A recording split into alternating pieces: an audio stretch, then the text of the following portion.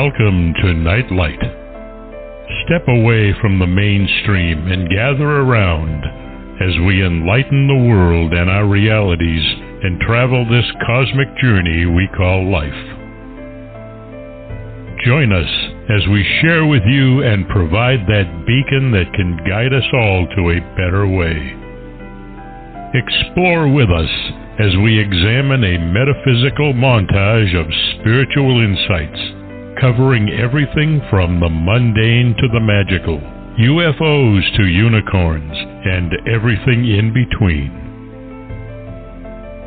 This is a time of awakening, of sharing and evolving, of spreading our wings and soaring on the cosmic breath of creation.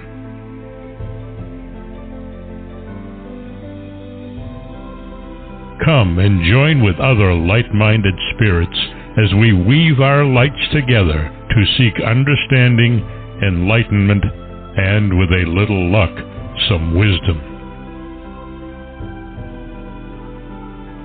This is NightLight, a reminder that you are never alone.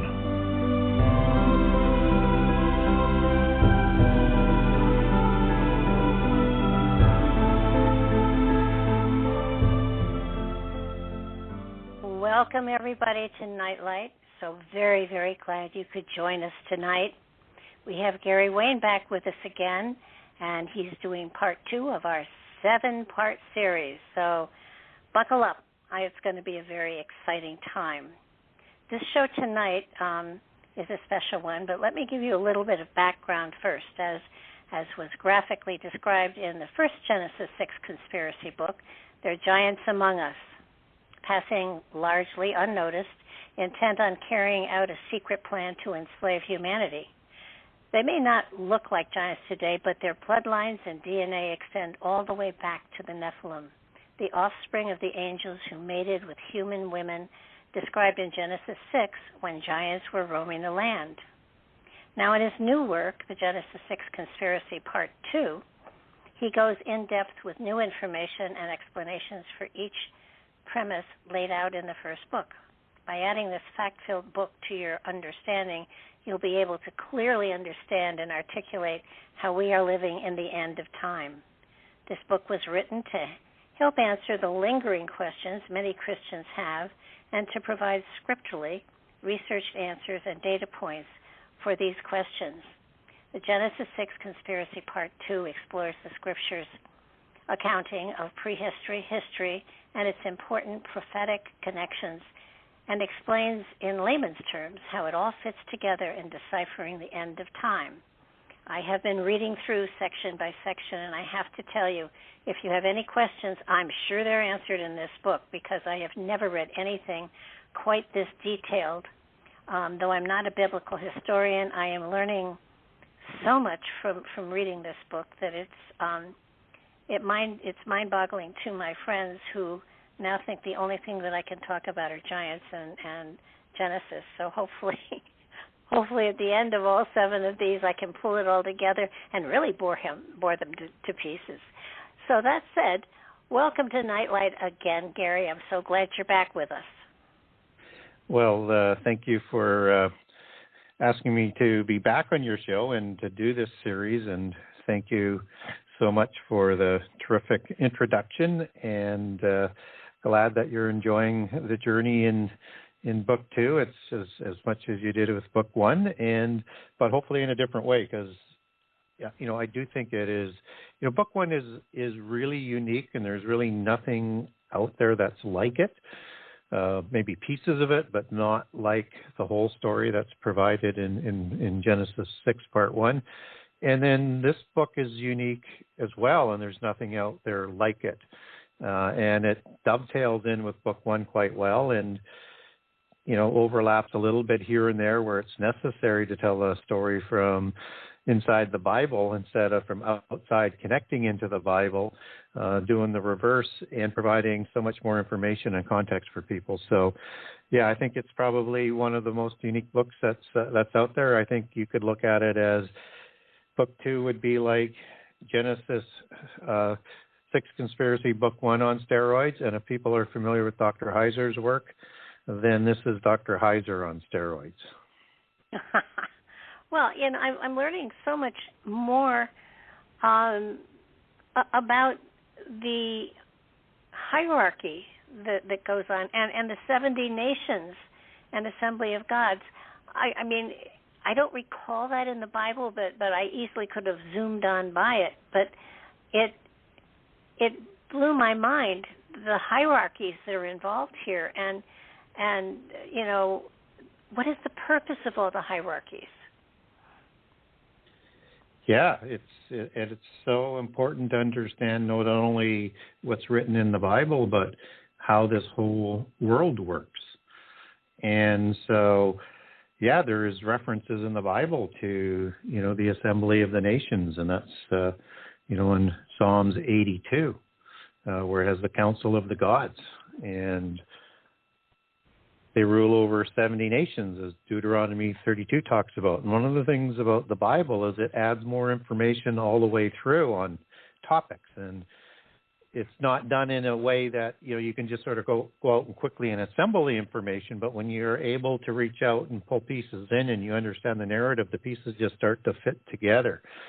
And that's one of the keys, is to try and make the pieces fit, but don't force them to fit, and don't leave out inconvenient pieces, because you'll have gaping holes in the picture. So, yeah, so this is in there, and and it's really crazy when we look at these 70 nations that's written in Deuteronomy 32, and it's talking about it doesn't give you a number there, but where it gives you is the sons of Adam that ruled before the flood, and inferring there that Adam had at least 70 sons or descendants that were listed as patriarchs, probably akin to Noah after the flood, because the Bible works in those kind of patterns, and that it's the same number of nations that are going to be assembled through the descendants of Noah after the flood, as are listed in Genesis 10 and then in First Chronicles, and then they're numbered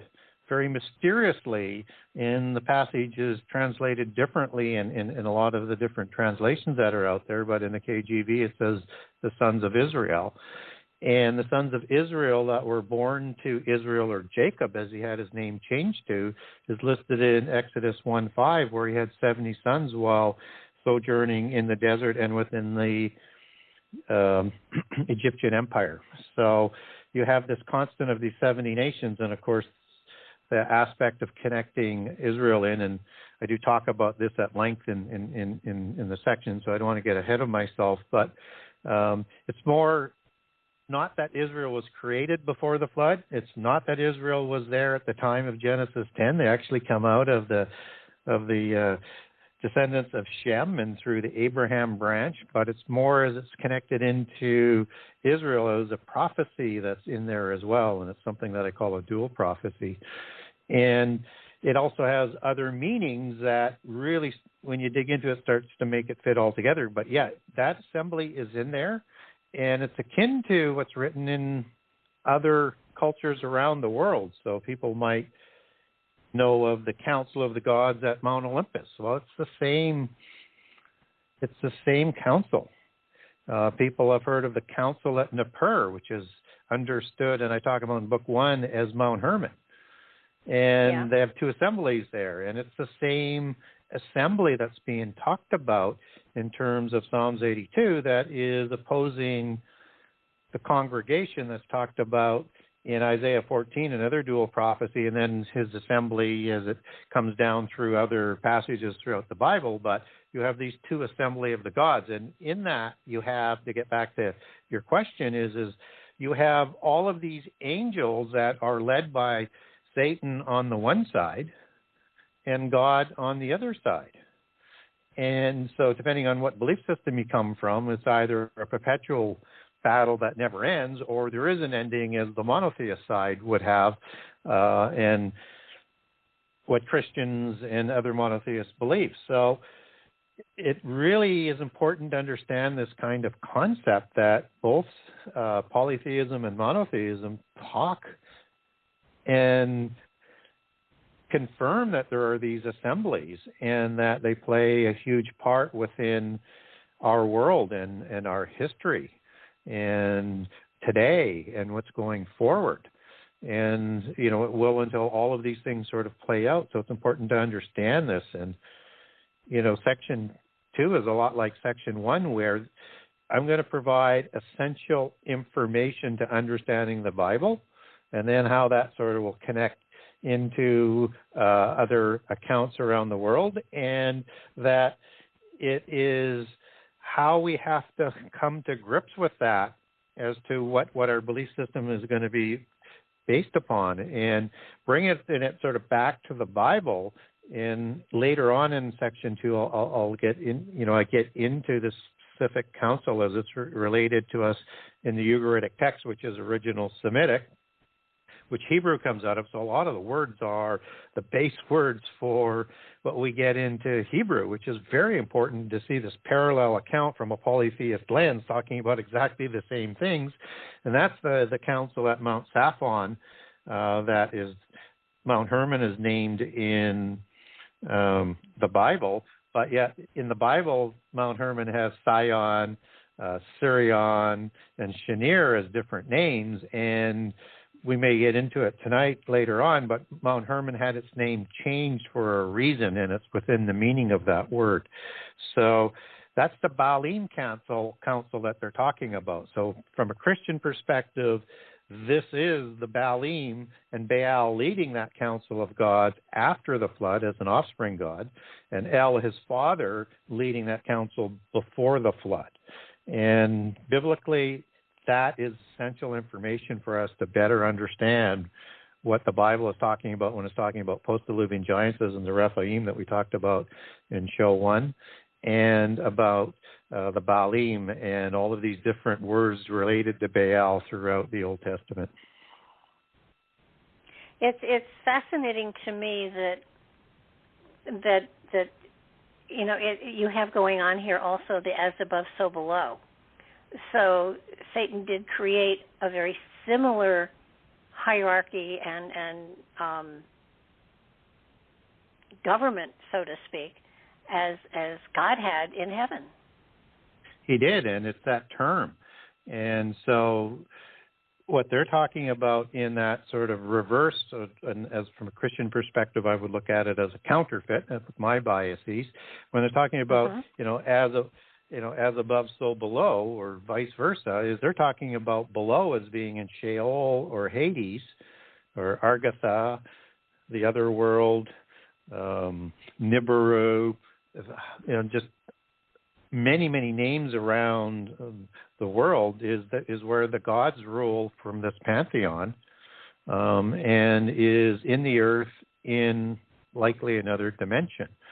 And so it is talking similarly, but with their temporary authority over this earth, and where God's assembly is in heaven, in another dimension, not necessarily, connected or in the same space as, let's say, outside the firmament, but perhaps there. Certainly, we have stars that are shown and is an allegory for the multitudes of the angels, both loyal and disloyal. And also you have those 7 wandering stars in the Bible that reflect the 7 major gods in the pantheons around the world. And that number 7 is a constant. So it's going to include a lot of the luminaries within the firmament, like the sun and the moon and Venus and Saturn and Jupiter and Mars and Venus as examples. And so it's just so important to understand that a lot of the terminology will be very, very similar, but from a slightly different perspective. And that's just huge to understand. And that these angels have been around since before creation. And, I introduced Section 2 with a passage that I find is absolutely stunning as it goes on a little bit later, but it's in Psalms 104. And it's got later on in the passage about the renewal of the earth when God sends His Spirit. And this is another accounting of creation that works well with Genesis 1, but it's also talking about the angels in this creation, and also this renewal that happens that seems to be what happens after Genesis 1:2, when the Holy Spirit is hovering over the waters. And so in Psalms 104:4, it's talking about the God who makes the angels spirits, because angels, as we talked about last show, are spirit beings and take a physical presence, a physical form in the oikaterion that they create, a dwelling place for the spirit in the physical world to interact physically. And also it says there that his ministers are flaming fire. And typically that's understood as watchers, in terms of specifically of the flaming fire might be representative of the seraphim, which are the minister angels that work before the altar in the coals, in the flames of the altar before the throne, and act as ministers, just as Isaiah in Isaiah 6 has his sins taken away through one of the seraphim taking a stone and putting it to Isaiah's lips. And it also could be referred to as the cherubim, who have flaming swords as well. So we're talking about angels in two different aspects, of spirits and then ministers as a flaming fire. And that this creation was made before the foundations of the earth were laid, so from before creation. So when you see in Job 38:4-7, where it's talking about these sons of God, they were celebrating with the morning stars when the foundations were set down.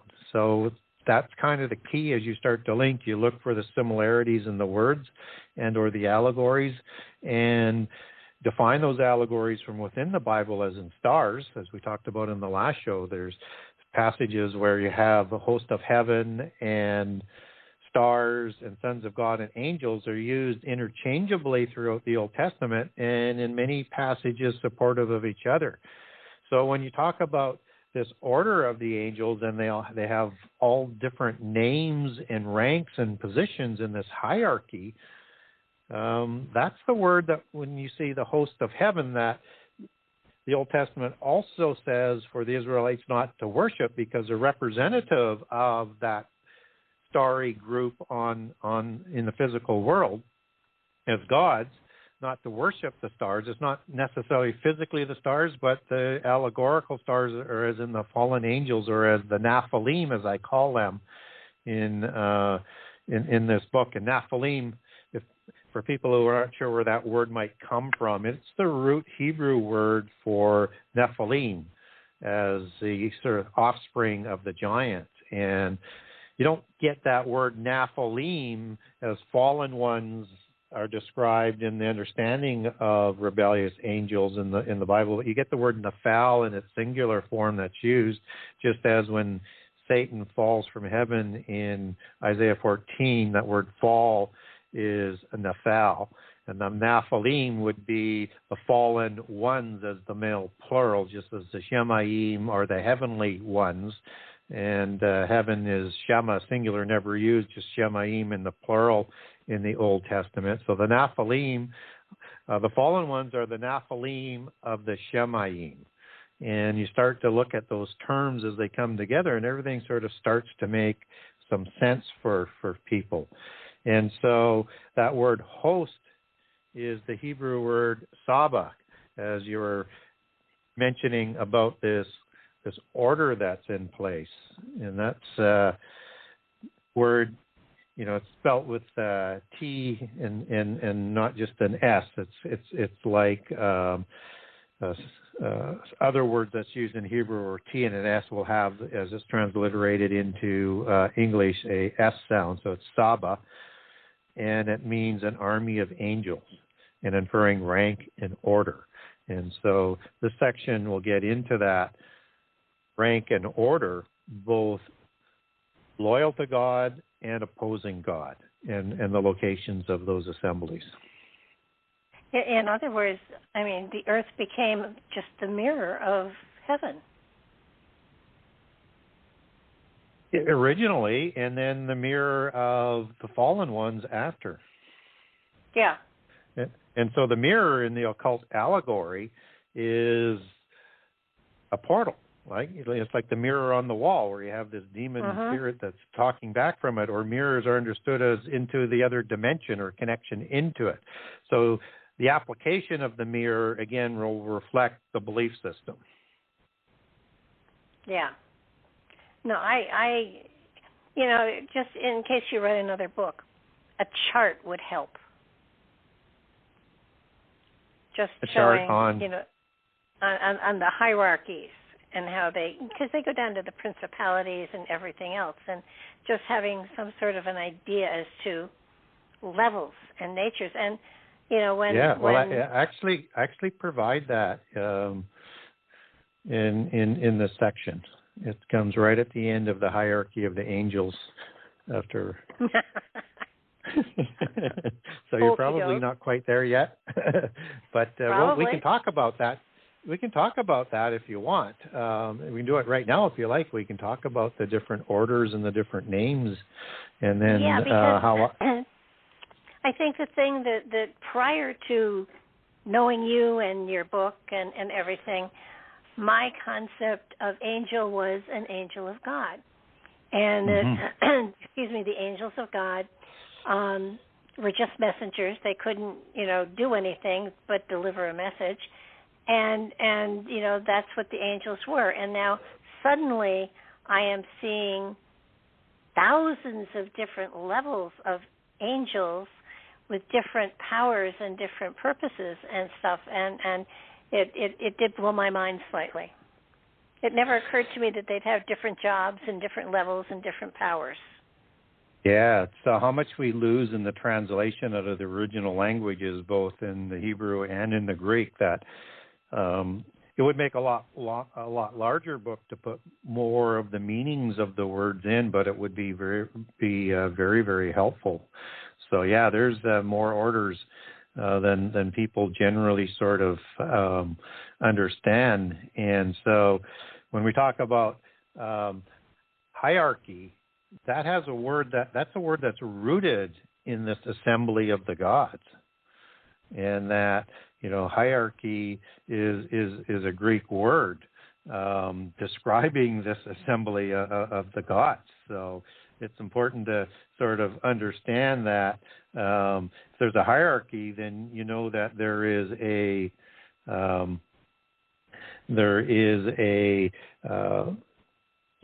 rank and there's orders, and that this is a word that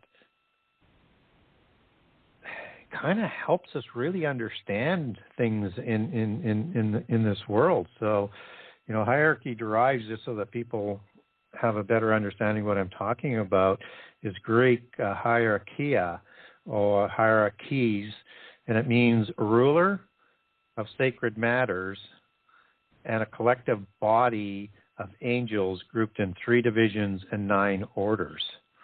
And it comes from the Greek word hieros, meaning sacred, and archeon, meaning to rule, as in archon or archon, as it comes out of Hebrew, that's defined as first rank, chief, prince, ruler, and a magistrate. And of course, archon is part of the compounded word archangel. And so an archangel is different than an angel. Angel can be used sort of generic for all angels, and for a specific rank of angel that we'll talk about in a minute or two. But I just wanted to sort of get that word out, because when I was making a reference to the assembly of gods on Mount Olympus, that's where hierarchy comes from. It's there. But because it's a terrific standard, you can use it to understand things in other cultures and from within the Bible. And so, even the encyclopedias that I grew up with would list this hierarchy with 9 orders, just as the definition stands. And I actually changed the hierarchy a little bit from, the standard hierarchy of angels that comes down sort of biblically from a church father named Dionysius, and that seems to be what this definition in Greek is based on, and also the encyclopedias are using. So he was a early church father who was trying to put things in basic orders. And so basically what he did was he put them in 3 different levels. And in the first order, he put seraphim, cherubim, and thrones.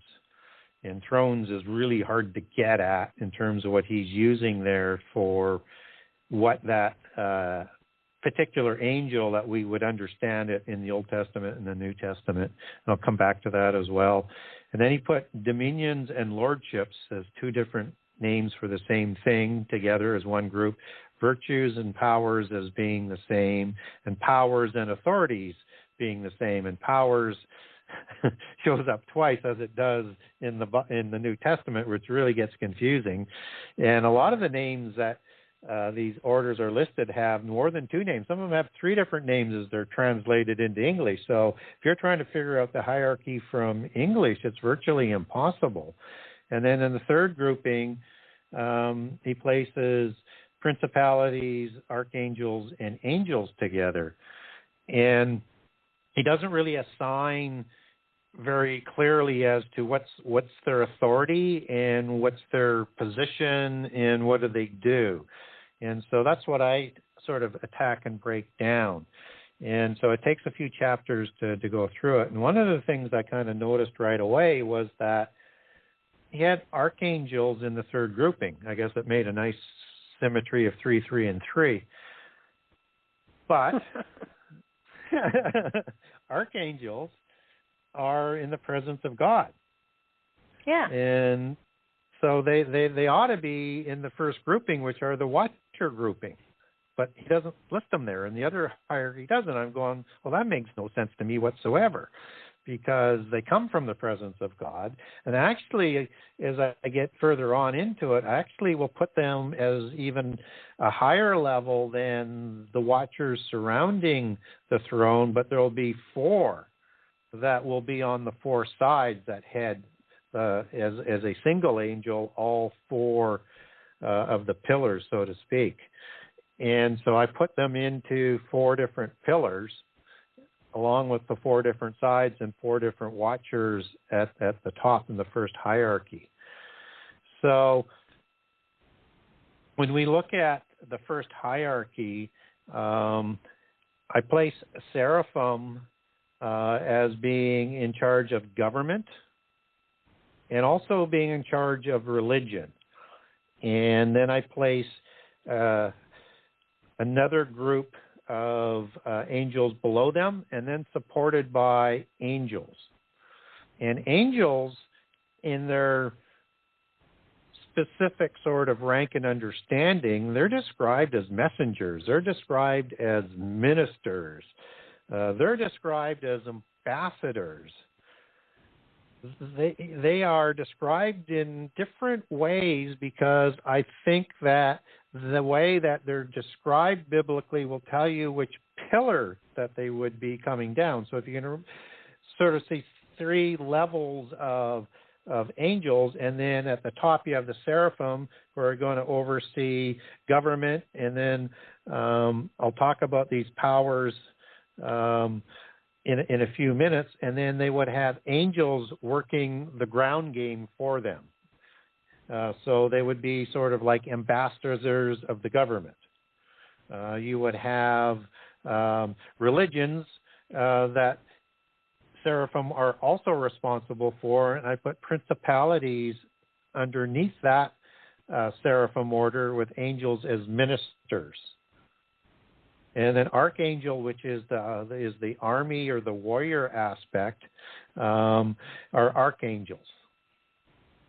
And then I put the mighties below that, and then just as you see on a chessboard, the pawns are the foot soldiers of the warrior angels. And then I put cherubim and ophanim together as one group, with thrones as their responsibility, or the throne rooms, just as you see with the visible ones on earth with the thrones. And you would have the same in the council of the gods, and all of the gods in the 70 nations would have a throne room.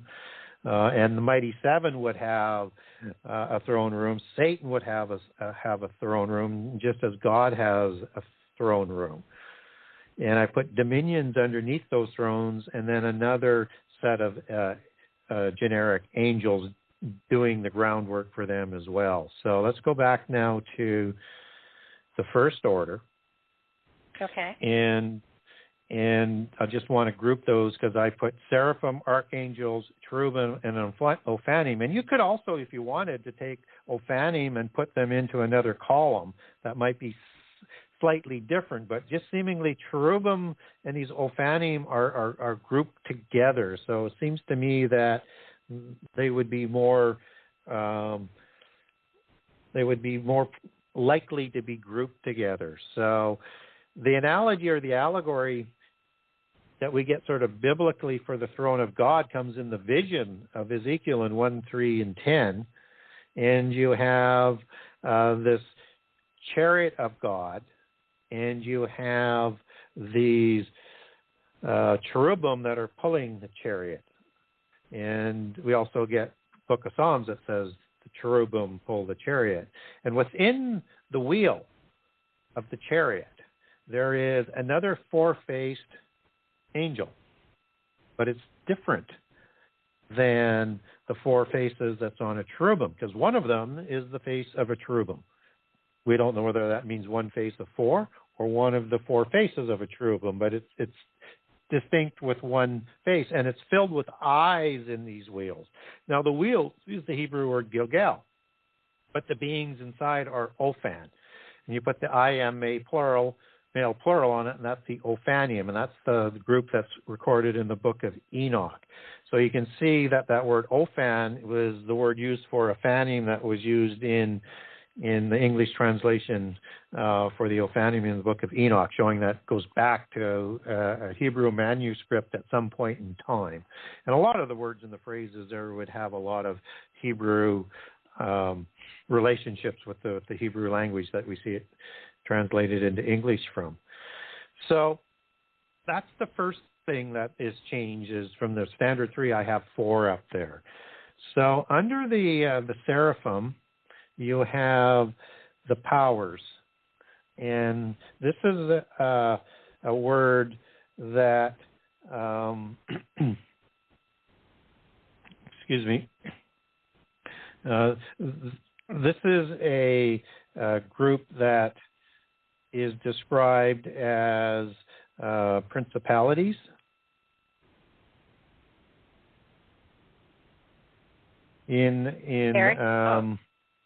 Yeah, no, I'm still there. I'm just drawing heavily on my memory here. So, so this is they're called rulers, and they're also called principalities. If I've got my memory right here.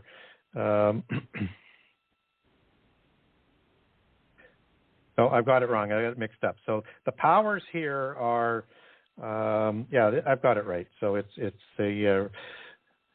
the rulers, and you'll see it translated as principalities as well, and that's the Greek word arche. So you're going to see it translated into English in 2 different ways, so it's hard to know that they're the same being, but understand that the rulers and the principalities, when it's talking about the angels, come from arche, and then you have the angels below that. And so these are the ones that are bringing about government sort of edicts. They're like the middleman of the reach of the throne, and in this case, the government aspect of it, whether or not it's the king, the rulers, or the underlings underneath that, and they're implementing that within the earth from the throne room, and then the angels underneath them would be sort of the ground group that would do it. And in the religious column of the seraphim, then you have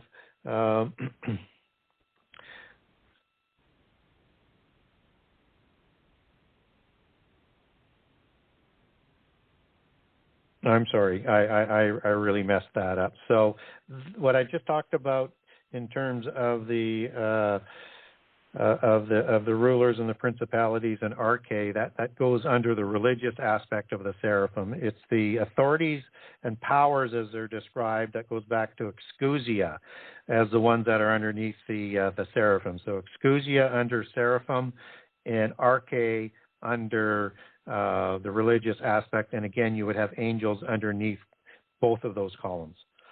And so if I just so I make everybody perfectly clear, I messed that up the first time.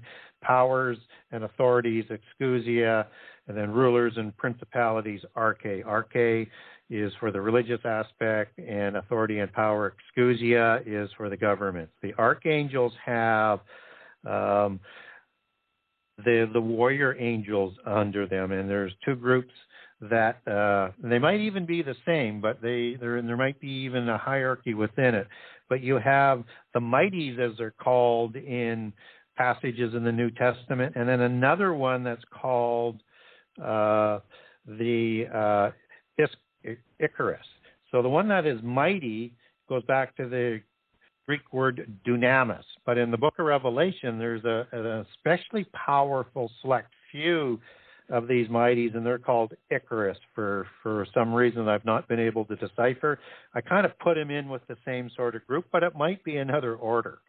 But these are the fighting ones. So when you see in Revelation 12 where the angels are warring, you probably are seeing most of this column led by archangels on both sides.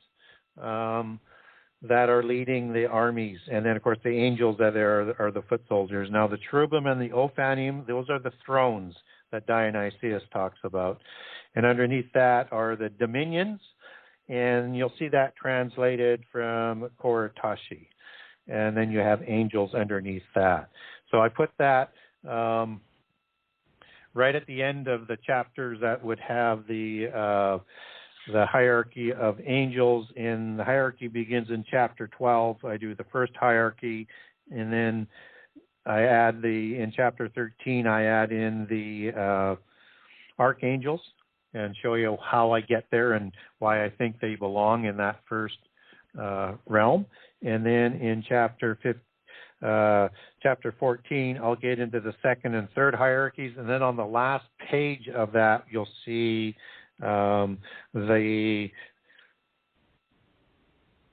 if you want to call it a chart, I have it in columns, and I put the seraphim on the left and the archangels, and then I give the responsibility in the next column over, and then I give the middle angels, and then I have all the other angels, generic angel groups for the ground working of those columns. So yes, I do put it in there, and it takes a few chapters to get through it and to explain it, because when you have translators that are translating these words 2 or 3 different ways into English, it's impossible unless you take it back to the original Greek in the New Testament and then see how they fit with any mentions of those in the Old Testament. Yes, I can imagine how difficult that is. So how do the giants fit into all of this then? It's another really, really good question. And so there's an assembly in the Ugaritic text, there's the Baalim assembly at Mount Saphon. And then it also has an assembly of the Ditanu, spelled Ditanu, or sometimes just Ditan. And this is the same word that's used for the Tuatha De Danann in other languages, or the Tuatha Danu, the Tatua. It has, and I list them throughout the book and several times, all the different pronunciations of it. Hebrew, it would be associated with Dedan, D-E-D-A-N, for people who are familiar with the Bible. And so this is the tribe of the Raphaim in the Ugaritic text, the Raphaim, as we talked about it. This is the same assembly of the ring lords in Sumerian tradition at Nippur. This is where all the authority is invested into the giants as the spurious royal offspring of the gods, where they receive their divine right to rule physically, visibly in the physical world, and reporting up to specific patriarchal angels within the angelic hierarchy. And all throughout these 70 nations, with their thrones that they establish on each of the new branch nations, because there's more than 70 nations around the world, but you will see a heraldry that's encoded into the coat of arms that will have taciturn imagery that is showing a grafting in, a new dynasty, and bloodlines back to specific angelic beings from the council of the gods. So you're going to see imagery of unicorns. You're going to see imagery of eagles. You're going to see imagery of dragons. In imagery like that is representative of the angels in both the loyal council and of the disloyal council of the gods. And they establish their thrones and their realms around the world, and there's a specific hierarchy throughout that. But it all funnels back into the original 70 nations and original 70 counterfeit patriarchs, as I would look at it, from the royals coming out of these various tribes of the councils of the Baalim at Mount Hermon, that the Ugaritic text would call the assembly of the Titanu. So this is what Lucifer or Satan, because I know in some of the material you spoke about how Lucifer was above the Watchers because he was able to walk through the fire by God's throne. So where does Lucifer fit in with all of this? Yeah, another terrific question. So I spend a couple of chapters on Satan and explain who Satan is and some of the names that he has and the position that he has. So from a sort of 40,000 feet look, he is, as we understand him today, the one who sits above the council of the gods in Psalms 82, ruling over the 70 nations. And he and his counterpart would have originally have done that. So just as Osiris has Isis as a partner, just as Kronos had Gaia as a partner, and I did one different pantheons, one Egypt for after the flood and one Greek from before the flood. It's a standard doctrine that there is a partner god. And there's a creature that is killed in the Old Testament by God called the Leviathan, which is a multi-headed serpentine creature. And in the book of Isaiah, the other Leviathan, which I think is an allegory for not only Satan, but also for the multi-headed beast empire that rises in the end time out of the sea, a Leviathan-type creature with multiple heads, is going to be dealt with in the end time. And it says killed in the end time or slain, but typically, as we understand, the gods being slain, they go to the pit prison for their crimes. But Satan, he has a plea deal, and he gets a delay in going there, but he goes at the end of the last 7 years, and then at the end of the millennium is let out again to start another rebellion, and then he goes to the lake of fire. So there's a little bit different process in how the Satan aspect plays out versus the other fallen angels. But I just wanted to pop in there because we're going to see more of this duality nature of polytheism come back in, and that somehow, some way, there's going to be a direct worship at some point in time after Antichrist comes to power of the divine feminine, and maybe even before, but more in the lower form. So you could see a worship of the pantheon of gods of the post-Diluvians that all had male and female gods and goddesses, and understood in the secret societies and in Gnosticism, somebody like Osiris would be a reflection or an allegory or a symbol for the chief god. Even though it's the chief god of the time, Satan sits above it, and so it would be an allegory for whom they would call the great architect of the universe, or Lucifer, just as Lucifer is talked about as being the one who falls from heaven in Isaiah 14. And so look for that sort of duality to come back, because I think it's an important part of polytheist religions, and I think it's going to be a mystical religion in the end time. So I think we're going to see that duality come into play.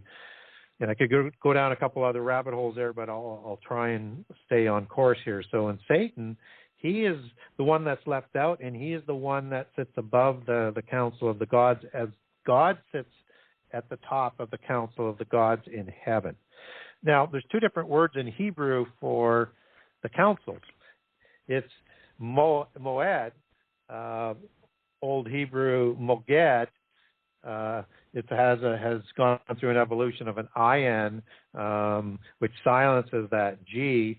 So we understand it as Moed, as an assembly where God's is located, and the word used in Isaiah 14. But in Psalms 82, it's the word something a little bit different. Still an assembly, but not God's assembly. So important to make that sort of distinction, that when the Bible is talking about these two different councils, there's two different words. And so that word for Lucifer in Isaiah 14 is Heylel, Heylel. So as in with a name like Gabriel, which is an archangel, his name ends in El. As with Michael, if Michael, it ends in an El. Raphael, Uriel. The standard Hebrew wording for a name would be like Heylel. And this has a few different roots to the name, but it's going to mean something in terms of a god or an angel. And so you have this association with brightness, as it goes back to its original Hebrew word, and then another word where hubris and boasting is involved. But it's that shining aspect which is more what's being reflected here, even though the name has, and I covered both etymological roots back into Hebrew for Heylel on that. When people buy the book, they'll get a larger, fuller explanation on that. But that's reflecting of him as being part of the morning star order that we talked about in Job. And it's interesting because we don't normally think of him as part of the morning star, but when you look at that, Lucifer, son of the morning, and in Hebrew it's Heylel ben Shakar, then maybe it ought to have been translated from the Hebrew for the name and not as its meaning. So morning stars, Venus, as Lucifer is related to, which is perhaps one of the reasons why Lucifer was selected there for translation, an Italian word for fit into the English language for a Hebrew word, rather odd, but so be it. You have this understanding of Satan, who is associated with the morning stars, and the morning stars, as in Venus is a morning star, or more or less as a morning star, but Venus is also an evening star, and most people don't know that. And actually in the Greek version of the history, they actually split it into two different gods. So, but again, kind of like in the Osiris manner, it's a reflection or an allegory for the parent god. But so Heylel ben Shakar, Heylel, son of the morning, is one of those morning stars as part of his uniqueness. And he has many different aspects to him as to who this individual being is, because he's the greatest of all the angels. He is different. So when we see him talked about in the New Testament, in Revelation 12, he's called a dragon, a devil, and a serpent. And the devil is kind of the Satan, that sort of reflection of the allegory. But dragon and serpent is reflective of a seraphim angel.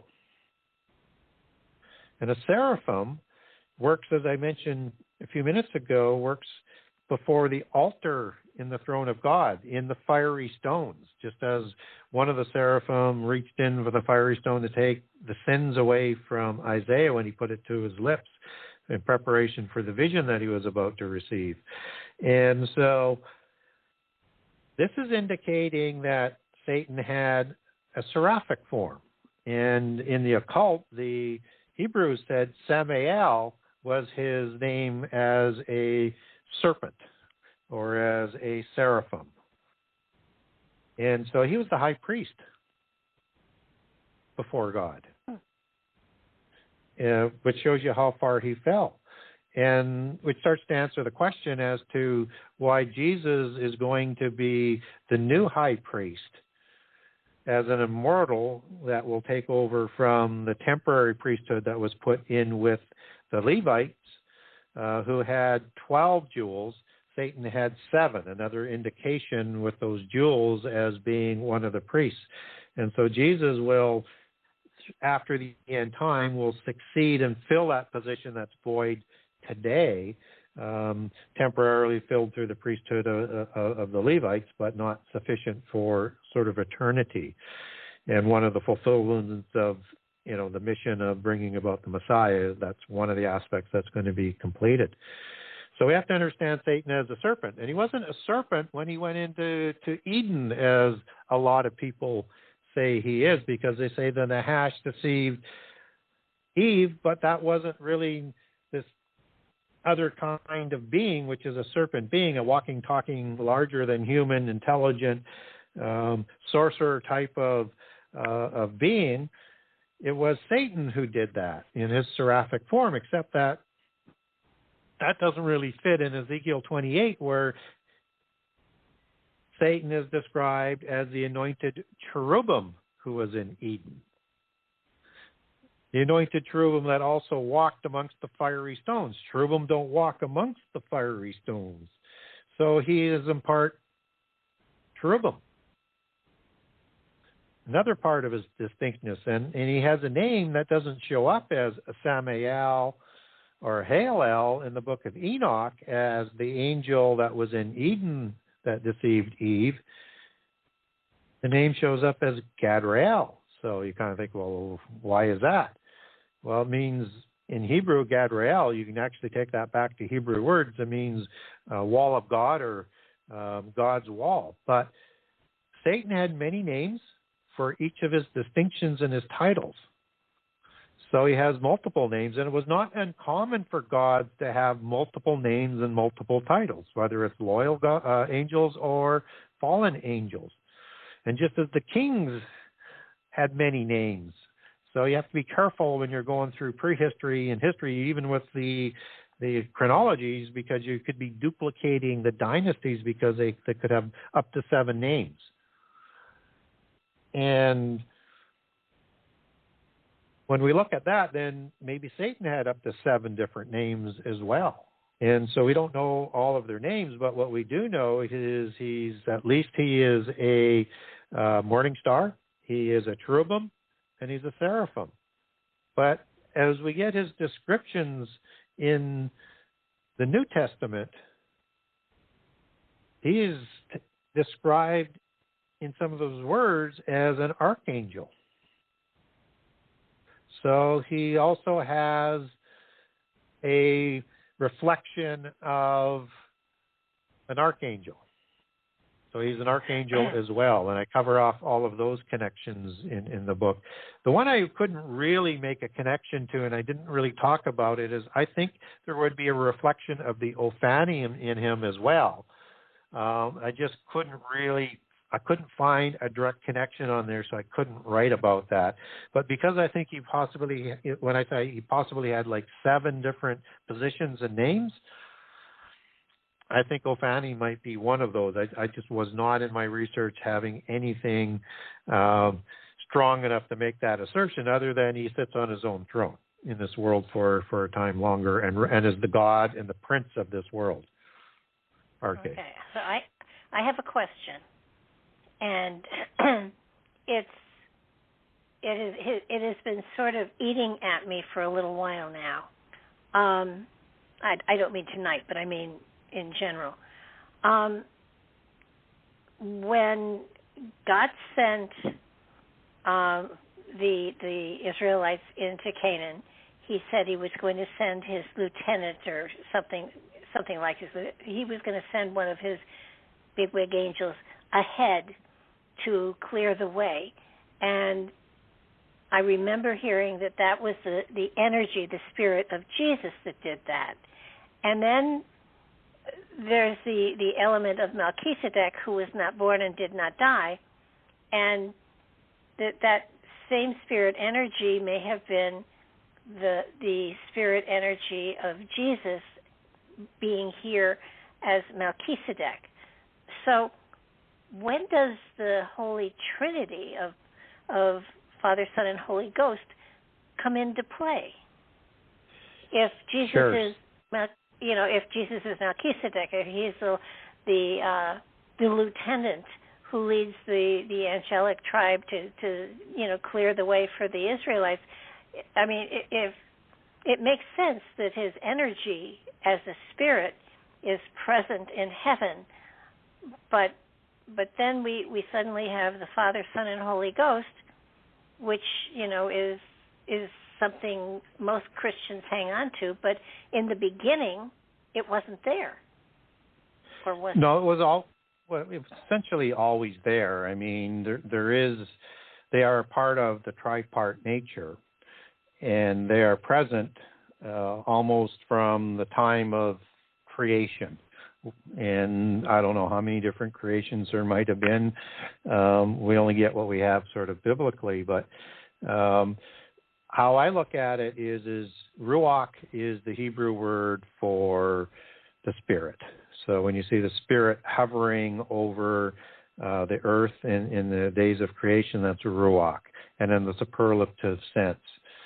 And in the creation in days 1 through 6, you have the word God that's being used, and that's the Hebrew word Elohim in the superlative and plural sense, with El being the singular force. So when in that application, you're actually seeing all three there. You just need to sort of understand it. So when God the Most High is being talked about, that's in a singular sort of sense. And that would be El Elyon in that application, God Most High, just as he's the one who sits over the council of the gods, or walks amongst the council of the gods in Psalms 82. And so it could also be a singular uppercase superlative sense for El. That's translated as the singular God. Now, when all three are kind of acting together, you could have Elohim, or you could have Elohim describing God in singular as well. You have to really understand the context, and the only way you can really do that is take it back to the Hebrew. So you get kind of some confusing sort of translations. But in Genesis 1, where it said, God said, that is Elohim Amar. Amar meaning speak. And so that's the word. That's the word of God as we would know that in the New Testament as word logos of God, theos. So logos, theos. And we know him as the word of God in June 1. So when we see now in Genesis 2, even though we see that the world was created by the word, as is described in Colossians 1 and in John 1. And when God speaks, that's the word.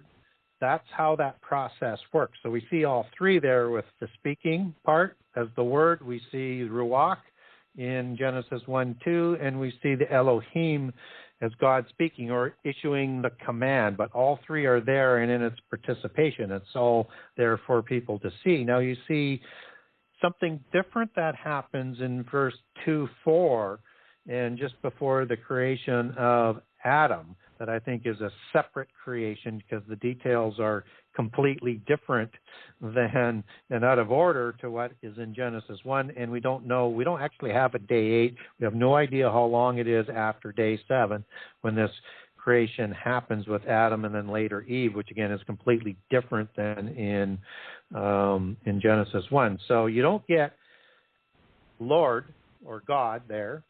You don't get God there, I'm sorry. What you get is, starting in 2:4, is Lord God. Now, that's two different words there with two different Hebrew words. One is Lord as in Yahweh or Jehovah, as the Strong's lexicon and the more modern form of Hebrew reflects the tetragram,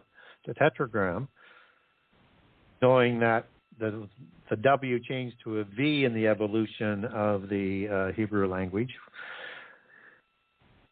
And God is Elohim. And that is the same term, or the cognate term, of the Word of God, where you have Logos Theos, the Word of God, the Logos of the Theos. This is now the Yahweh, or the Jehovah of the Elohim. And now Jehovah is going to have this interaction and creates the Adamites for their special commission. After the flood, you're going to have the same type of intimate relationship with Noah and the Noahites and with Abraham. It's going to be the Lord and the Lord God, Jehovah or Jehovah of the Elohim, that's going to be interacting throughout with the creation of the Israelite nation. So now, as we understand that sort of concept, the angel of the Lord, Malach of Jehovah, is the angel that is leading the Israelites in the time of the Exodus Wars. And this is the same one that appears before Joshua before he takes over attacks Jericho after they've crossed the Jordan River. So you can get the angel of God as well, the angel of the Malach of El or the Malach of Elohim, depending on how it's which verse that you're looking at.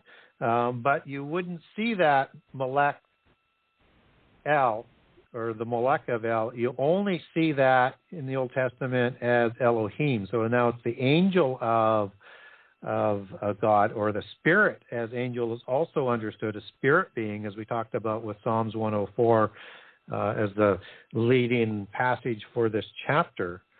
This is who is now appearing. It's the spirit. It is the word of God that is appearing before Joshua and before and leading Israel in the time of the Exodus. So now we have, if we understood that, you'll find that it's going to run consistent. Now if you're looking at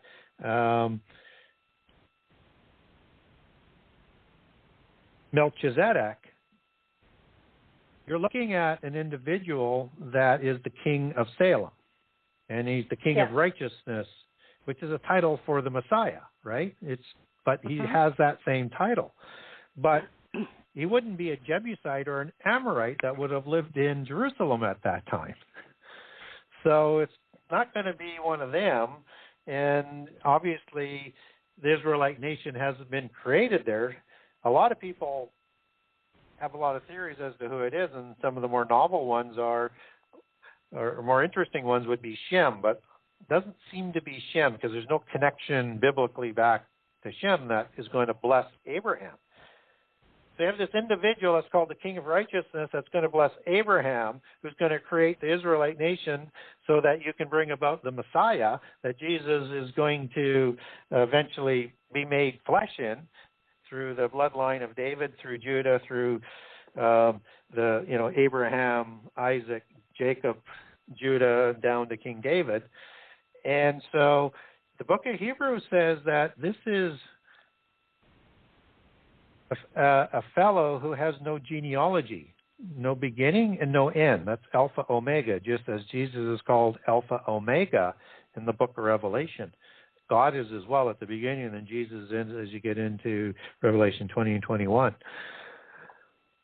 So this is describing somebody who's going to take over the Melchizedek order as an immortal who has no beginning and no end and no genealogy that's listed. This is Jesus. This is the Word of God as Spirit before he physically has the Holy Spirit create his oikotarian within Mary to dwell in so that he can interact physically in the world to go through all the trials of a corrupted world without sin and to be crucified and killed and charged for crimes he didn't commit and would be crucified for that. And again, it makes perfect sense because God wouldn't have the Word through, arrive in the earth through some sort of sexual nature as with fallen angels, as they create giants, and then this mythos of that Antichrist who's going to have a similar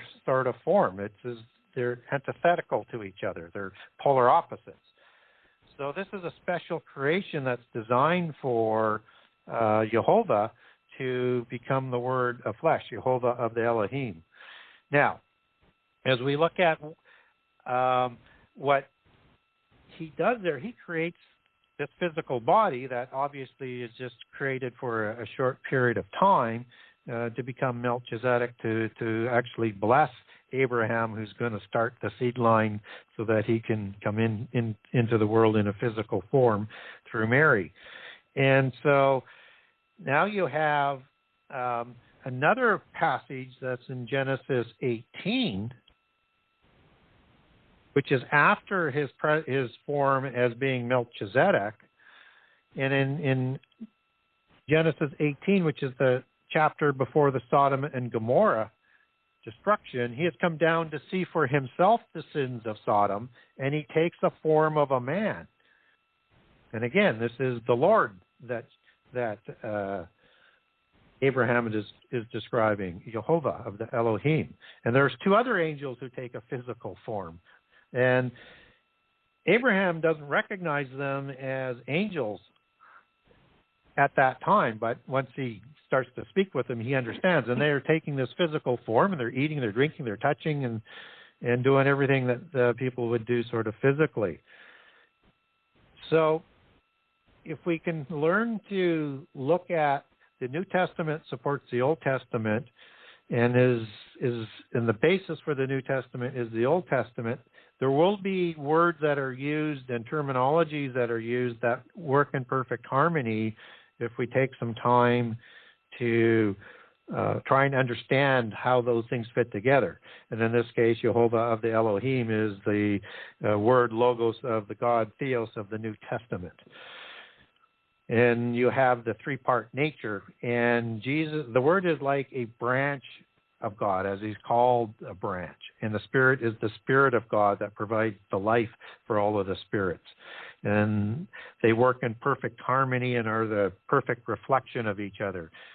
And when you put all the passages together, there's no contradiction. They all sort of blend in to support each other.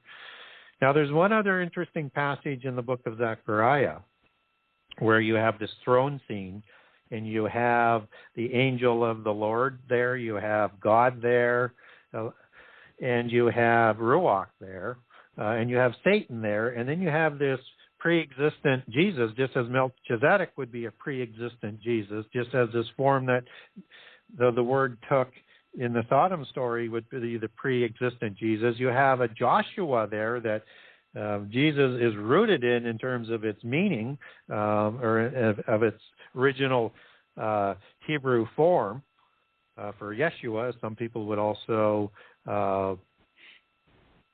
pronounce it. And I show that relationship in the book. So just understand that all that information, you'll find that in book 2 as you start to read through this. But you have Satan that's accusing the pre-existent Jesus, Joshua, before God and the angel of the Lord and the Spirit. And so this is a scene that sort of depicts that grouping and the distinctions. And, of course, Joshua is going to be the one who, and that passage leads into an end-time passage as you read on into Zacharias of that chapter. So, again, it sounds a bit complicated, but when you boil it down to that sort of simple sort of understanding, it makes sense. And if we understand when we're looking at Lord in the Old Testament, for the most part, it's going to be talking about Jehovah as you take that back to Hebrew, but 428 times, including Adon and Adonai, meaning Lord and my Lord. It could be talking about God or it could be talking about another individual, depending on that application. But unfortunately, you've got this conflation of Lord from Jehovah over 6,000 times that's translated as Lord, and then you have this other term that are making it a bit confusing for people to read.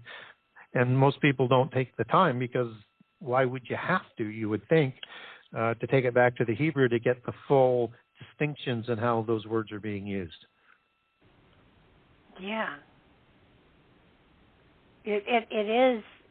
It's overwhelming, and actually to read your book all the way through is inappropriate. To read and study a section at a time is really far more appropriate for people, because it makes greater sense once you step back and listen to you talking about it, for sure. I was fascinated with the importance of Mount Hermon.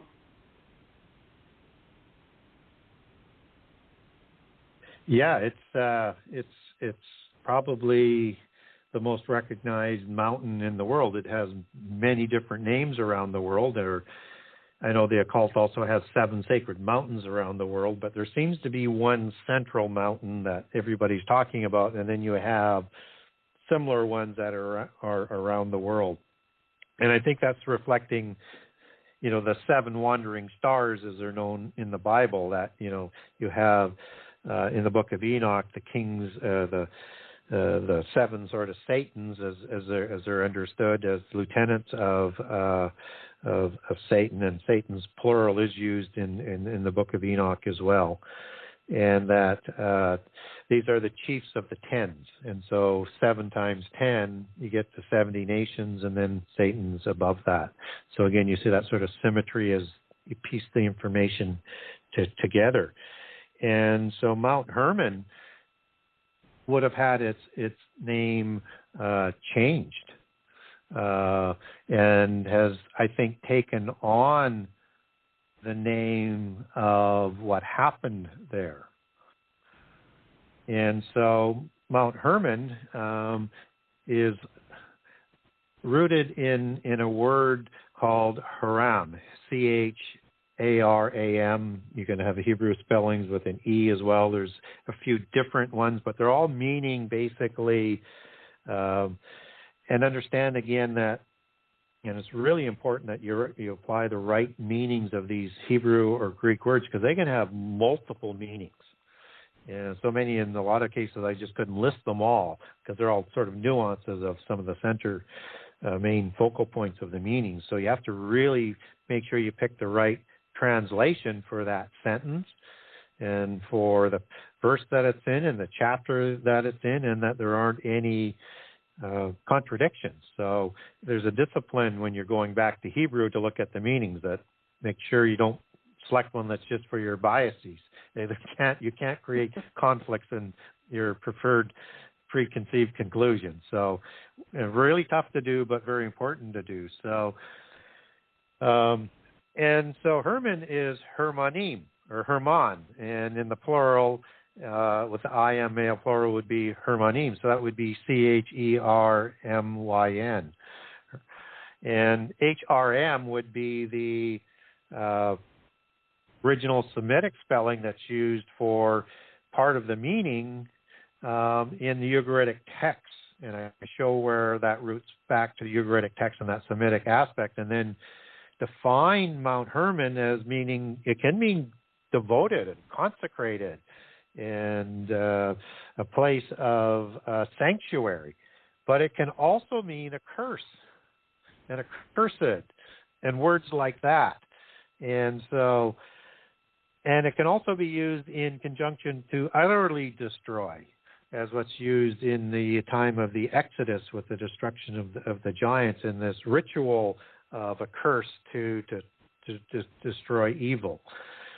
And so where that goes back to, I think, is that the names changed from Sion or Shenir or Sirion or Saphon or Nippur and other names that you could look for around the world that would, if they were adequately describing where the cedar forest was, would be another transliteration of that same mountain.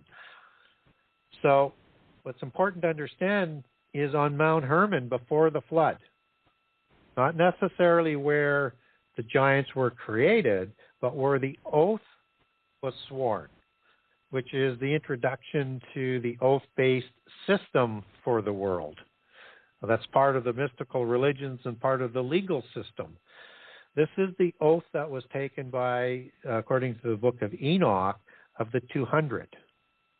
The original 200 watchers. And watcher shows up in Daniel 4 times. I-ear, for the meaning of watcher. Same as a city, which was these high-walled cities of watch that the giants created, as the same spelling but a different Hebrew word. But I-ear means watcher, just as Draconta does for a dragon in Greece, in the Greek language, and similar types of understandings in the Egyptian. They have the Neteru gods, which were the watcher gods, and you also have the Anunnaki gods, which were watcher gods as well. And I explain all of that in book 2 as well, in various parts of the book. So Mount Hermon is this place where this oath was sworn to carry it out to the end, no matter what the consequences. And that was called Haram Anathema. And anathema is a Hebrew word that's used there for an absolute ultimate type of punishment or ostracization. So they were going to carry it out to the end no matter what.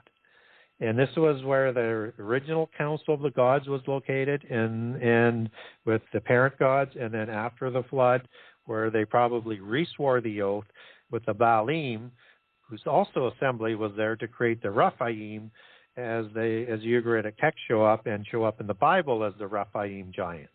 And noting that Rephaim only shows up twice as it's translated in the KJV in Genesis 14 and 15 for the giant nations, but wherever else you see giant, except for Numbers 13:33 twice, and once in Genesis 6:4 where it's Nephil, and once in Joshua 16 where it's Gibor or Gibborim, all the other times where you see giant, it is Rapha and Rephaim. So this is that oath, this accursed oath was sworn on Mount Hermon, and I think it assumed that name within that legendary mythos, whether it's in Arabic, whether or not it is in Aramaic, whether or not it is in Hebrew. It is just the cultural name that Mount Hermon became known as the mountain of the oath and the accursed oath, to create the giants, to try and ensure both before and after the flood that humankind destroyed themselves from the face of the earth. Wow. Well, so tell me, the one thing that of course fascinated me was, of course, you have unicorns here, and how they connect to the giants and Mount Hermon and the angels. And I know from history, I mean real history, not fantasy history, that the original unicorns were not very attractive, according to the Bible or according to some of the old texts, but that they served a purpose. So can you kind of enlighten us as to the unicorns? Yeah, two different aspects on it as my research continued, because when I see things and I'm going, well, that doesn't really make sense with this, I tend to dig a little bit deeper. So, we know a unicorn today is these cute, cuddly little one-horned horses that were so playful that they didn't hear the calling to go to the ark, and so they didn't survive into the post-diluvian world. But in reality, they were something different. They were the horses that the kings rode into battle both before and after the flood. And they were like a chimera type of creature. So they had to be big enough for the giants. So they were bigger before the flood because the Rephaim were smaller than the Naphalim, but similar. And so they had different types of animal parts to them. And I give a full description of that in the book. But understand they were kind of horse-like, but they were chimera. They had multiple different types of DNA modifications, and a horn big enough. And this is from a post-diluvian account. So who knows how big the horn was and what they could do with that horn before the flood? Is that they could, for the descriptions after the flood, they could kill a elephant with that horn. And these are the horses that the warrior Naphalim and Rephaim rode in onto battle on. And they were, even after the flood, there's unicorns that were, according to historians, bred in India that were similar. But then there's also these white horses that the Persian kings were using, which were even taller than these ones that were in India. And so whether it would be Darius, for example, he would lead, he would have two chariots that he'd have these horses that were leading, one that he would ride in, one was empty for the god of war that would be going into battle with him. So this is a common sort of understanding that's been lost, that these were, I think, biological DNA manipulated creatures that were designed for war and for the warrior Nephilim and Rephaim, and that because they were DNA manipulated, they weren't playfully not paying attention for when they should go to the ark. They weren't called, but only animals that were not DNA manipulated or corrupted were called to the ark, and God knew which ones had not had any DNA manipulation, and there probably wasn't that many because the whole earth was corrupt, and he called the ones that were free of corruption to the ark, pure, to start the life again after the flood. Now that's word corrupted is where you get a little bit of extra information in here. That's the Hebrew word shakath, and it means to pervert, to ruin, to decay, to destroy, words like that. And so the whole earth became corrupted, and that means the DNA and the plant genome, and that was from that high level of technology that we've talked about on probably the last show and previous shows, that had a level of technology given to the giants that we're just catching up to today that could destroy the whole earth, which is why the flood had to come about. So that's the horse that's associated with the giants. And even as it comes down through history, you've got, whether it's Napoleon riding a white horse or Julius Caesar riding a white horse, and he also had a black horse. Alexander had this great horse. They were trying to emulate that history, that mythos. And if you look at a picture, if people were to Google it, it's called The Riders of the Sidhe, or the Sea, or the Shay. It's spelled Sidhe. If you Google that, you're going to see this picture of this Tuatha De Danann the Danu, the tribe of Danu, that are, have these serpentine things. They have these fairy godmothers, these pale-skinned royales riding on horses that are large and white, and then they have this helmet on this horse that either is just decoration to represent this horn sticking out, or it's actually a cap on the horn so it doesn't hurt anybody. And they take the sharpness out of it by putting that cap on it. So that's the imagery of the animal. Now, if you take that imagery and line up with some other New Age and Eastern and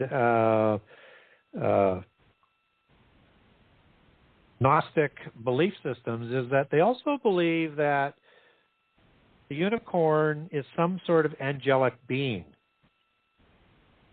which is really interesting because we don't get an angelic being that is described as a horse, but we don't get the descriptions of all of the angels that we listed in that hierarchy. So, if people were to go to the a book called the Pistis Sophia, it's a Gnostic book. It has these parent gods that are in the pit prison for the crimes that they created, and they have all sorts of different looks to them, from serpentine looks to lion faces to dog faces to monkey and ape faces, bear faces, and who knows, they could be describing some of the looks of these orders that I was talking about, because we don't get those descriptions in the Bible. Just of some of the watchers, we get some descriptions, and that's it. So in those lower ranks, you could see those as being those descriptions. And if people just want to get a hold of me through my website, I'll just send you that 1-page or 2-page piece of it where it lists all of these fallen angels in that pit prison, their names and their descriptions that are in there. And so when we look at the Greek version of the gods, you have gods like Zeus and Apollo and other gods and goddesses. They had chariots pulled by white horses again. And these fly through the sky. And as you get older in that, these were unicorn horses. And these are the chariots of the gods. And what's really interesting about that is that this is, from a Christian perspective, a counterfeit of the image that's going on in Ezekiel 1, 3, and 10, where you have the cherubim pulling these chariots.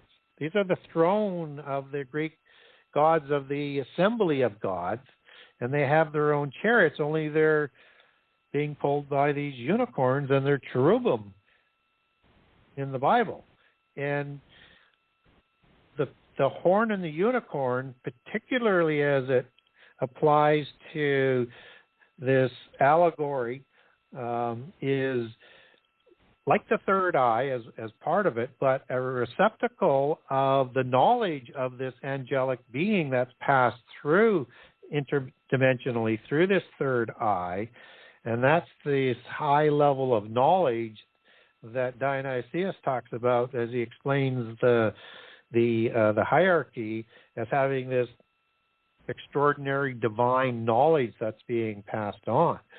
So there's this knowledge that is also associated with cherubim, as well as being a warrior type of angel as well, because they have flaming swords protecting Eden, as they're described in the book of Genesis.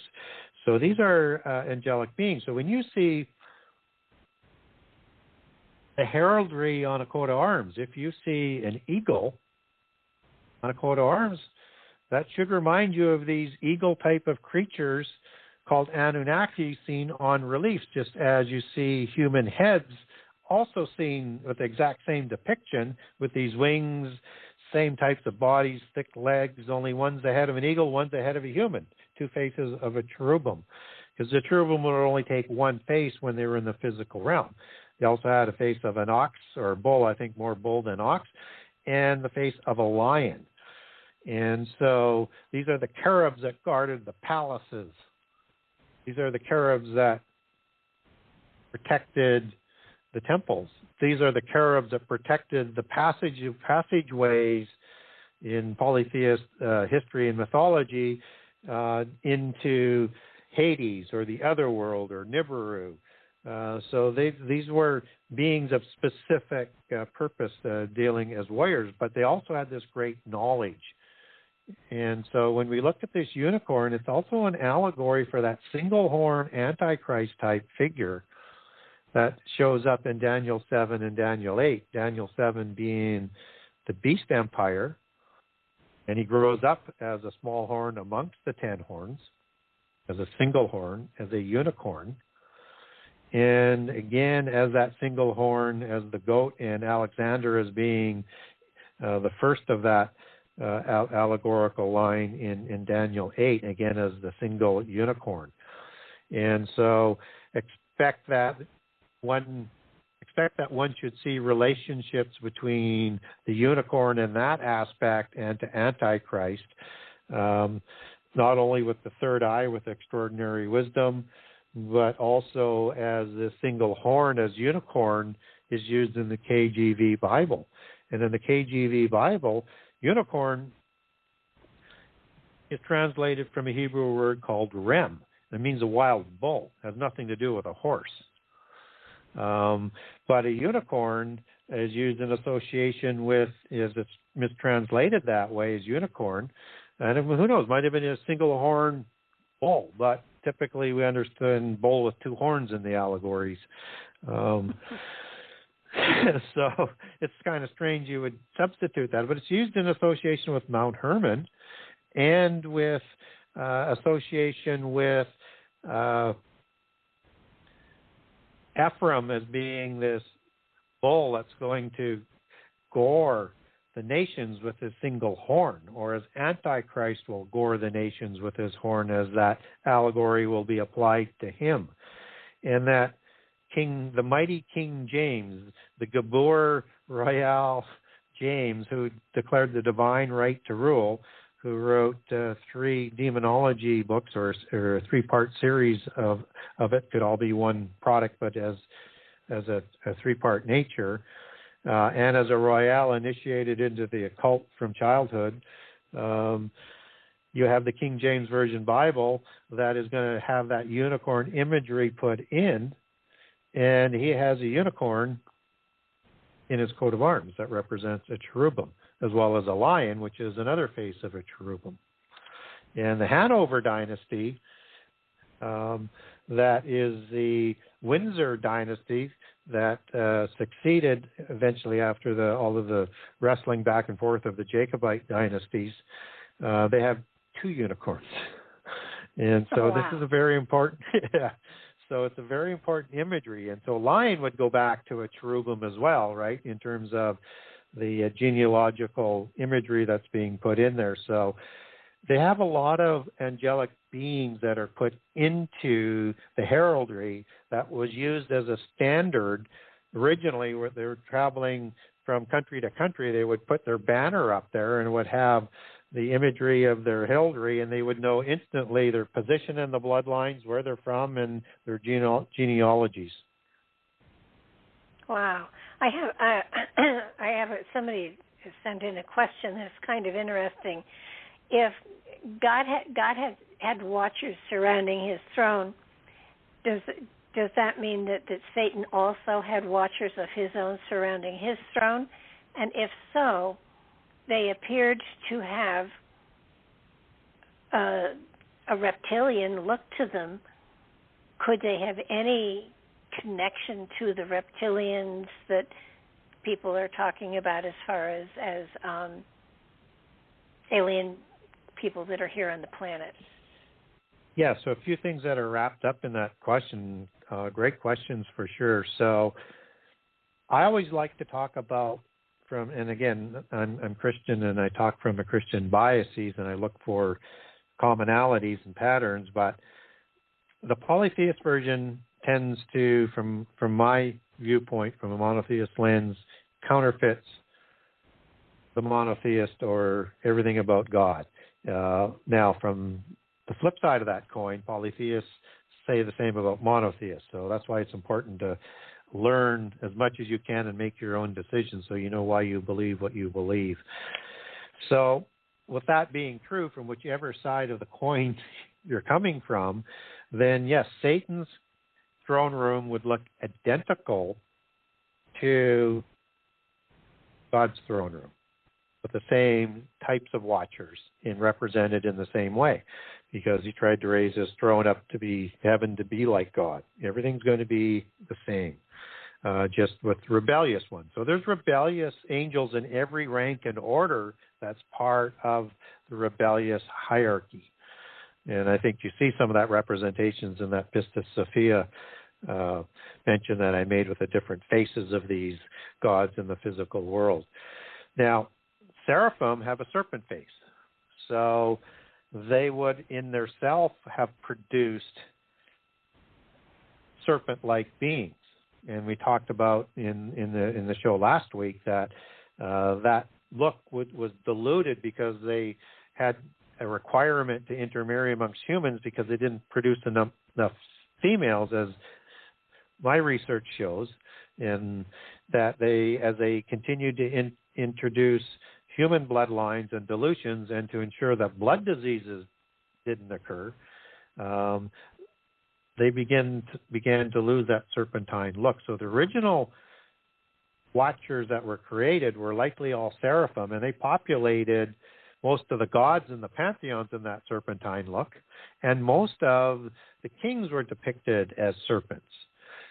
And you also had this Nahash figure that we talked about, which means serpent, and, is the crawling, slimy snake that we know it as today, but it was created before humans were in day 6 as a beast of the field, as it's described in Genesis 3:1, and that it was obviously following the fallen angels and willing partner with Satan, coached or avatara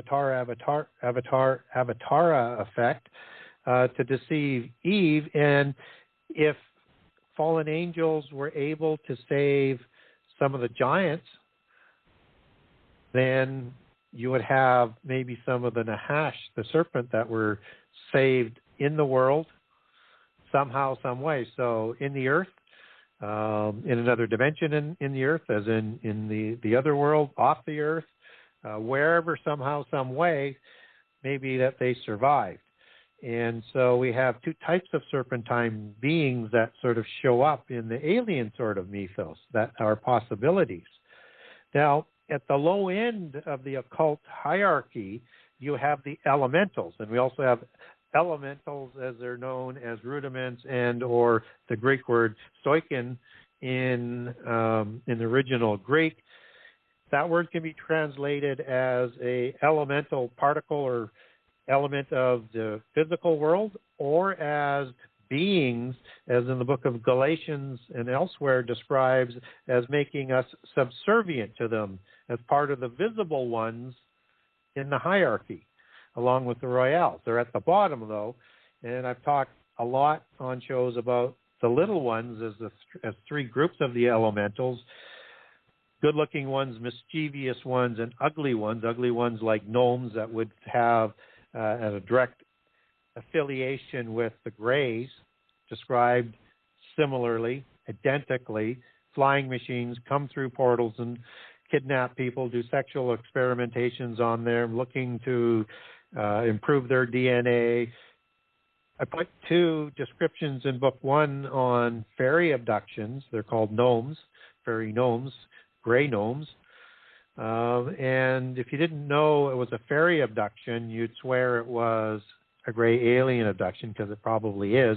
But these are, over 100 years ago, and one I think was about 400 years ago, is the 2 examples I did. So predates the modern, after Roswell, modern alien mythos that we have going today. So they could be part of that hierarchy, but it's the 4th group that is a larger being than the little ones.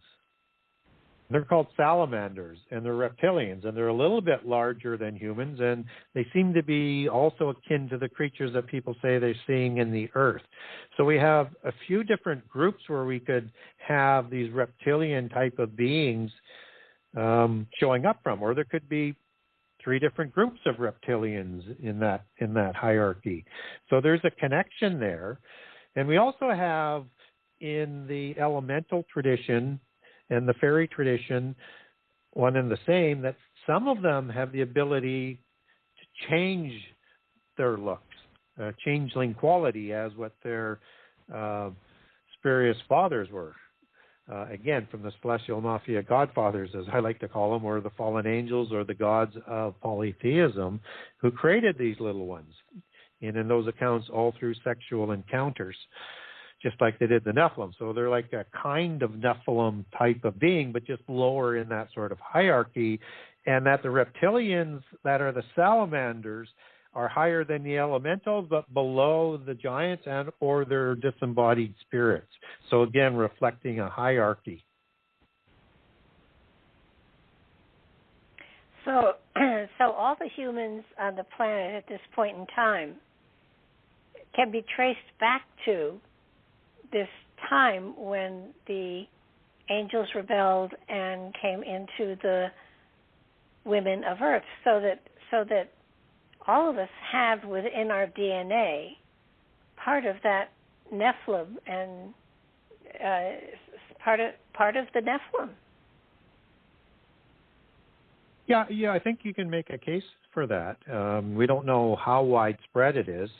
There'd be, manifestations and purer levels, but I think, when you look at how the different blood types are created, you have this peculiar Rh negative one that's missing the D antigen that somehow joins the human positive blood type, and that the Rh negative in the Royale tradition of the polytheist tradition say that the Rh negative has passed through the matriarchy again. And another reason why the matriarchy bloodline was used to start new dynasties, because they were rare, but it passed on the Rh negative blood. Now about 15% of the population has Rh negative blood, very heavily weighted throughout the Royales. So like O negative would be the Windsor bloodline. Plantagenet and presidents going back to the Plantagenet genealogy, which is junior offshoot of the Anjou, also tend to have Rh negative blood. The heaviest concentration of the Rh negative is generally within sort of English and Northern Europe for the heaviest concentration of the Rh negative blood. And the heaviest one, just as an oddity, is in the Basque community. And in their mythos, or their history, depending on how you want to look at that, is that they look at themselves as Homo Atlantis. And they were survivors of the flood in that history, and they started the Egyptian civilization after the flood, the Mesopotamian, the Asia Minor Scythian civilization, and centered their civilization where most of them settled in the southern France region and northern Spain. And their Rh negative blood type will range, depending on which survey you're looking at, ranges from 50 to 80%. And they consider themselves superior to the migrating giant Royale bloodlines into Europe, and that got to be a rivalry, and thus the Basque diaspora. So the Western Royale families pushed them out of Europe in a diaspora. And it was just another power play. They've done many of those power plays with other rival bloodlines around the world. So, yeah, you have this Rh negative population that seems to be connected to the genes, because it's the genes that will produce the blood type, which is how you get Rh negative. It's missing something added into the human positive blood type, and that it can skip a generation depending on what's going on with those genes and the intermarriages that are going on. So, is it completely throughout the Earth? I think the more we go, the more likely is, especially when you have so much migration around the Earth these days that you're seeing more and more and more of that being spread. You had parts of the world that had almost zero Rh negative bloodline, up 50 to 75 years ago, or 1%. So, but that's changing as you're seeing more intermarriage. So, I think as we get closer to, the end time, that number probably gets up a lot. But I wouldn't be looking at that as sort of the DNA corruption aspect. I'd be more concerned with other DNA corruption that comes along with science, with chimera type of things like that. So, and even if you do have Rh negative blood, or even if you do have the gene of Isis, or the Zeus gens, or if you have and they call that the Cretan gens, or the Julia gens, or the Elbe gens, or the Elvin gens, and there's a gens for all of them. The genealogy comes from that gens, and the genealogical tree was designed to map out the royals' bloodlines. Everybody's familiar with the family tree. I cover all of this off in the book, in book 2. Is what's really important and what they're really tracking, but the Rh negative is one of those trackers as well, but it's the genes. So, yeah, I think it's possible that it's way more than 15%. I just don't know how much. But one thing I do know is it has nothing to do with salvation. Even in the Old Testament laws that were given to Israel, is that the sins of the father did not pass on beyond the third or fourth generation. So even if that was applied to people that could not receive salvation, that would stop after 3 or 4 generations. And so my personal belief is that angel, different spirit, counterfeit spirit of the giants, and human spirits, we all have free choice. Doesn't matter what our genes are. And if we choose God, then from a Christian perspective, you'll be saved. And that's all it takes. Anything that you inherit innocently, you're not held accountable for. It's when you willfully do things that enter into that theater, then all the rules change after that. Yeah, it's just the reason I asked is because there's so much evil going on in the world today. I was wondering if people were just kind of being led by their genetics or their bloodline or the percentage they had of the Nephilim material in their blood, if it was what was natural to them and consciously they just flowed that way, or if it wasn't. I mean, you can look at some people and you know that there's just evil there, and you don't know where it comes from. And then you look at other people and you know that there's purity there, there's innocence there. Yeah. So it's more than just the environment that creates these people. It has to be something inside of them as well. I'm sure there might be different levels of that. But we get some examples in the Bible where, I mean, it may be more difficult, granted, but there's an example in the time of the Exodus, and again, this is covered off in book 2, where you have people called the Gibeonites who make a treaty with Joshua, and they say they're foreigners, and most people say these are just some sort of Canaanite tribe, and they're not. They're from Gibeon, and it's one of the most powerful royal cities of the giants, filled with mighty ones. And they had a pentapolis of cities, and the other alliances were so upset at that time that they decided to go attack the Gibeonim, as I like to call them, or the Hivim, the branch of the Hivim, from taking a patriarchally named branch to Gibeonite, Gibeonim versus Hivim. The other pentapolis of the alliance, they go and attack the Gibeonites first, because they can't have that happening. And then they decide they would, it's preferable to do that instead of attacking Joshua first, who's the one actually who's invading the land. So we know these are giants, is the point. And what happens with this treaty is that it's done deceitfully, but Joshua, who has the authority of God and is entrenched with that treaty, has to honor that treaty, and they become temple servants. And if you're going to be temple servants, and there's a bloodline descendancy of these called the Naphalim that show up in the time of Solomon, and then again with the return from Babylon, as that bloodline continues as temple servants, you wouldn't be serving in the Holy of Holies as a servant or around it if you weren't a believer in the God. So it shows even at that time, they had the ability to choose. But the influences and maybe their DNA would make that more difficult for sure. It's just, everything that you've got here obviously is giving a foundation for a better understanding of the times that we're already in.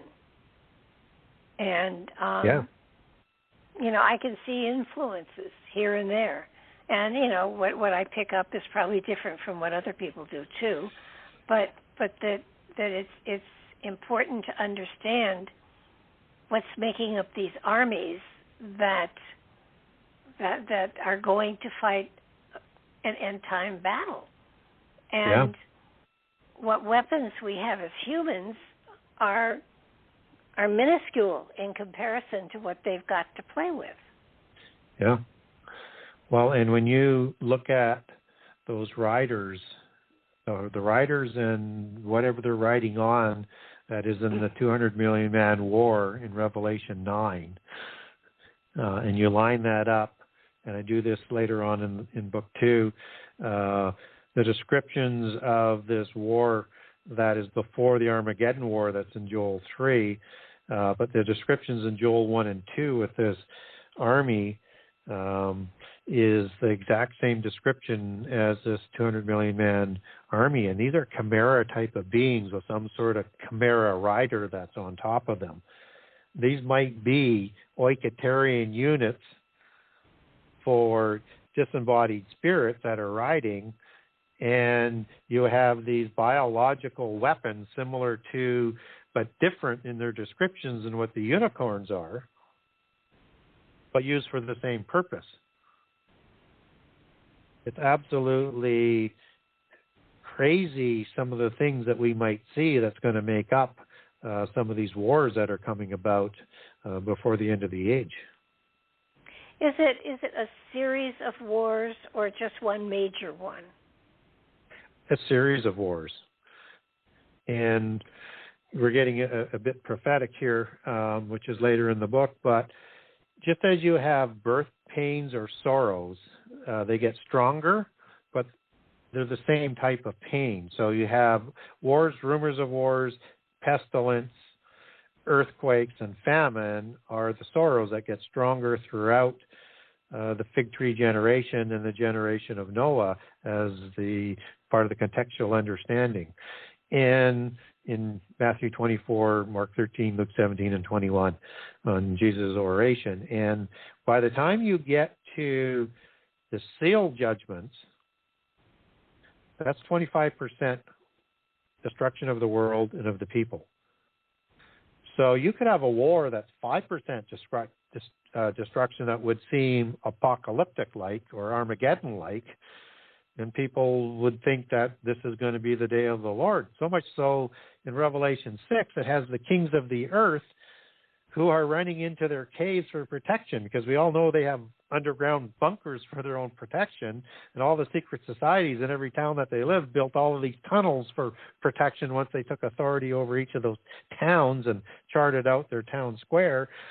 And that those wars get stronger. That's not even the Joel 1 and 2 Revelation 9 war, because that's in the trumpets. So somewhere about the beginning of the last 7 years, you have this horrible war, and then you have 33% destruction in the trumpet war of Joel 1 and 2, Revelation 9, and Ezekiel 38 and 39. And then over 4 years later, you're going to have the Armageddon war. So it gets stronger. The wars get stronger. But what's the purpose of it? To destroy humankind from the face of the earth. But then it's got to just start again. Well, what happens is before all flesh is destroyed, Jesus comes back, according to Christian prophecy. So it doesn't get to that point. But if you understand some of the imagery, it starts to make some sense. And I know we're getting close to the end of the show, so I'll be fairly quick on this. You have this interdimensional technology with CERN and stuff that's going on, and you have Shiva that's associated with that. Shiva is a destroyer god, so it would be a cognate god and the same god as Abad Napoleon, meaning destroyer. And so this is the god that recreates through its destruction. So it destroys everything for the ability to recreate. So if you had a war that was that destroyed the whole earth by fire, as Second Peter 3 talks about, that caused the water that was in the water to collapse, and the whole world perished, and it didn't in the flood. And that destruction was by fire. That's reserved for the end time for fire, as in nothing is new as under the sun. And that, I'll just add in this, as you get into that verse in Ezekiel, Ecclesiastes 1, it says that, learning this knowledge only brings grief and sorrow to understand that nothing is new under the sun. What was will be again. That this destruction that they want to bring about is so that they can make a world where humans aren't, and that they can win a realm of their own so that the pantheon can continue to reign, and that they can provide oikotarians, dwelling places for the spirit, for their disembodied spirits of their spurious offspring. They don't really want this new world going forward for humans. They just want to destroy humans, even though, and it's all out of spite now, because after the resurrection, which the fallen ones didn't know, otherwise they wouldn't have had Jesus crucified, as 1 Corinthians talks about, their fate was already sealed, but they continued to deceive their followers with this promise of this utopia, but it's going to be destruction first. And it's the imagery of the phoenix rising out of the ashes. So it's only for those with the gene of Isis that they're looking for that new age, not humans. Goodness. Just quick, because we are real close to the end. Want to give your website and where people can get a hold of you and ask questions if they've got them? Yeah, so the best place to get a hold of me is through my website. That's the Genesis6conspiracy.com. That's Genesis 6, the number 6conspiracy.com. And on the website, there is a contact the author. And if you want to get some more information on some of the things that we talked about, I have a lot of documents, name it by topic. I have too many to send out all at once, and I don't have them in one monster file to do it. I have a lot of documents. Just ask me the question or ask for the documents that you want by name. I'll get back to you. It might take me a month or so to get back to you, but I will get back to you. If you want to know more about my books, there's a generous excerpt of book 1, all 98 chapters, and book 2, all 84 chapters. So you'll get a good feel with the table of contents and then with a generous excerpt. But it's just a small drop that's in the books. There's just so much information in both of the books. If you wanted to buy a signed copy, you can go to the Buy Now page, and you can get a signed copy from me. I have a page for Canada, I have a page for the U.S., and if you live anywhere else in the world, there's an international page.